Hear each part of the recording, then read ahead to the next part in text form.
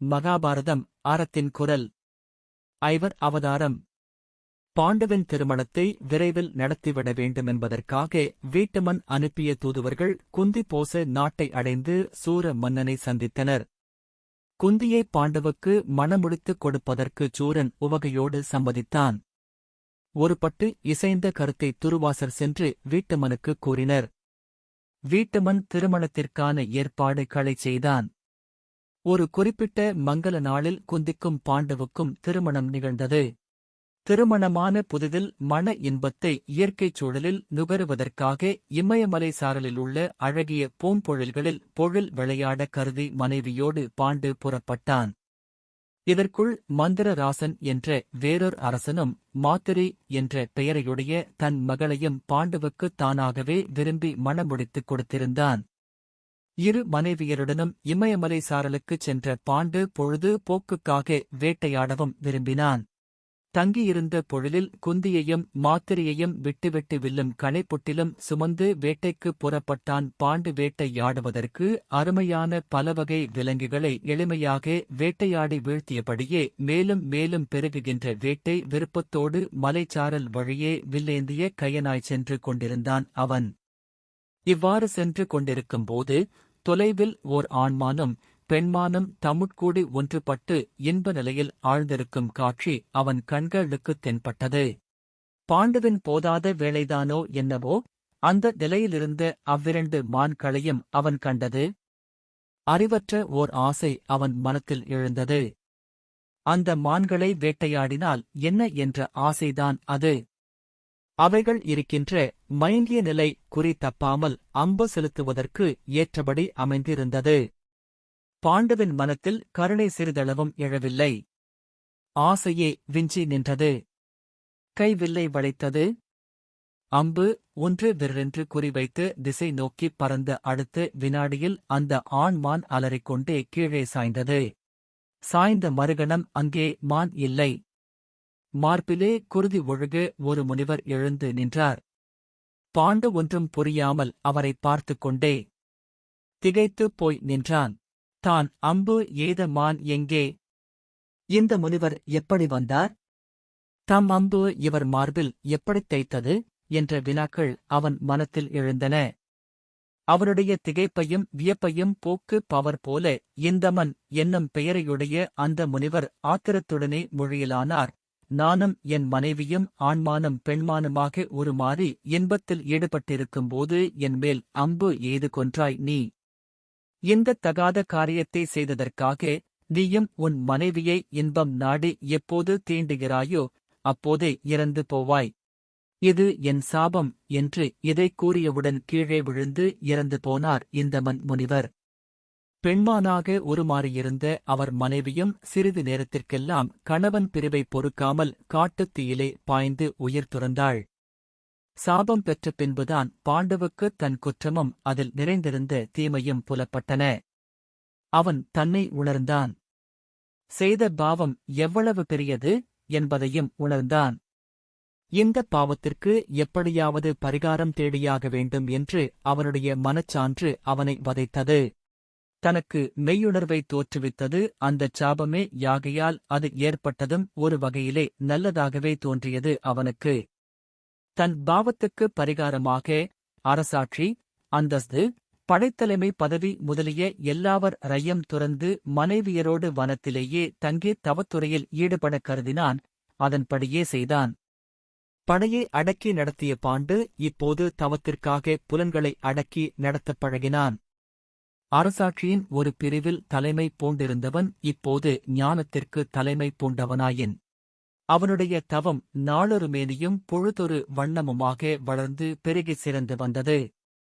இடையே மக்கட்பேரில்லாமையினாலே தன் வாழ்வு பயனற்றதாகிவிடுமோ என்ற கவலையும் ஒரு நாள் அவனுக்கு ஏற்பட்டது.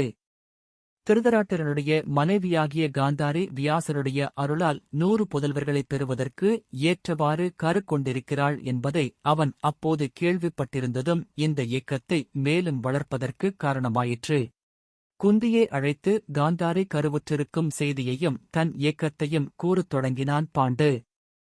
ஆரியற் காதலி, இந்த உலகில் அறிவறிந்த மக்களைப் பெறுவதும் அங்ஙனம் பெற்ற மக்களின் மழலை மொழிகளைக் கேட்பதும் போலச் சிறந்த இன்பம் வேறு எவற்றிலுமே இல்லை.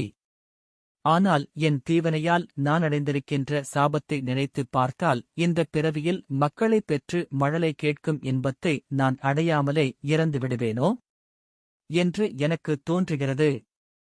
மக்கள் இன்பத்தை நான் அடைவதற்கு உன்னால் ஏதேனும் உதவி செய்ய இயலுமா குந்தி? உள்ளம் உருகும் சொற்களால் குந்தியிடம் வேண்டிக் கொண்டான் பாண்டு. கணவனின் இந்த உருக்கமான வேண்டுகோளைக் கேட்டபோது தனக்கு துர்வாசர் கற்பித்துச் சென்ற மந்திரத்தின் நினைவு ஏற்பட்டது குந்திக்கு. தான் சூரியனைச் சேர்ந்தது, கர்ணனைப் பெற்று ஆற்றிலை விட்டது ஆகிய 2 செய்திகளை மட்டும் கூறாமல் துர்வாசருக்கு பணிவிடை செய்தது தொடங்கி அவரிடம் வரம் பெற்றது வரை எல்லாச் செய்திகளையும் பாண்டுவிடம் விவரமாகக் கூறிவிட்டாள் அவள். குந்தி கூறியதைக் கேட்ட பாண்டு இழந்த பொருளை 2 மடங்காக திரும்பப் பெற்றார் போல மனமு வந்து, இதற்கு நான் மனப்பூர்வமாக சம்மதிக்கின்றேன் குந்தி, நீ விரும்புகின்ற தேவர்களை அழைத்து அவர்களுடன் கூடி எனக்கு மக்கட் செல்வத்தைக் கொடு. அது ஒன்றே எனக்கு வேண்டியது என்றான். குந்தி கணவனுடைய வேண்டுகோளுக்கு இணங்கி தர்மராசனை மந்திரம் ஒலித்து அழைத்தாள். முன்பு முதன்முறை கதிரவன் தோன்றியது போல இப்போது தருமன் அவள் முன்பு தோன்றினான். அவளுக்கு அருள் செய்த பின் தருமன் விடைபெற்றுச் சென்றான். உரிய காலத்தில் குந்தி கருக்கொண்டாள். கருமுற்றிப் பிறந்த புதல்வனே தருமபுத்திரன். உலகையெல்லாம் தன் நேரிய ஆட்சி வன்மையினால் செங்கோல் நெறியிலே செலுத்தி ஆளவல்ல மன்னன் இவன் என்று கண்டவுடன் சொல்லும்படி விளங்கினான் இளன் தருமபுத்திரன். அவனிடம் அவ்வளவு தேஜஸ் நிறைந்து விளங்கியது. குந்திக்கு இத்தகைய புதல்வன் பிறந்திருக்கிறான் என்ற செய்தியை கருக்கொண்டிருந்த காந்தாரி கேட்டாள். அளவுக்கதிகமான பொறாமை பயங்கரமானது. காரணமின்றி பிறரைப் பற்றி மனங்கொதித்தால் தனக்கே துன்பத்தை அடைய வேண்டியதுதான். என்ன இடைவிடாத பொறாமையினால் காந்தாரியின் கருச்சிதைந்து வெளிப்பட்டது. இதைக் கண்டு செய்வதென்றியாமல் பலரும் அஞ்சியிருக்கும்போது வியாசர் வந்தார்.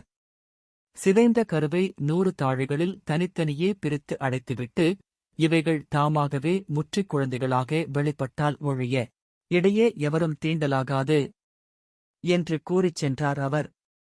அதன்படியே தாழிகளைத் தீண்டாமல் துவை விலிருந்து குழந்தைகள் வெளிப்படும் நாளை அடைக்காக்கும் பாம்பைப் போல ஆவலோடு எதிர்பார்த்திருந்தாள் காந்தாரி.